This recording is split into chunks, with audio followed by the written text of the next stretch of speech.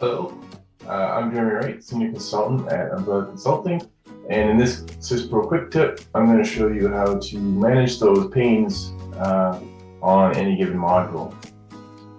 So in this case, I'm going to do the PL query, and what I'm going to do is show you all the different things you can do with these panes. And what I mean by pane is any of these rectangular areas with a header. So for example, this is my order header pane. This is my supplier information pane, my PO line information pane. And what I can do with these is if I click and drag on the gray header, you'll see that the pane starts to float. And as I hover it around the screen, I have these little blue and white buttons that show up. And I'm still holding on to my mouse. So what those buttons mean are, for example, the top ones means that if I let go right here, it's going to drop the order header right at the very top of my module.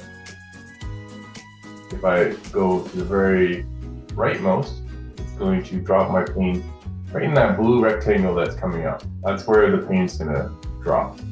And same with the bottom, same with the side.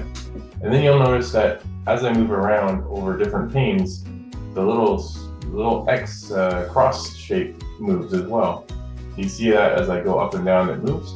And what that's telling me is that it's going to move to the right of the pane that I'm hovering over, or to the bottom, or to the left, or the top. Or if I go right in the middle, it'll actually create a tab. So you see how the blue rectangle has that little small rectangle that looks like a tab? So if I drop this, now all of a sudden my order header and my detail lines are sharing a tab pane. So I don't want that. So I'm going to click and drag my order header again, and I get control over it again. I'm going to put it back where it was. So I'm going to hover over the supplier info. I'm going to go to the left of that and let go. And there we have it. You can move those around. Next thing you can do with panes is you can resize by just clicking and dragging in between them. So if I wait for that little symbol with the two lines, you see that I can click and drag and move them.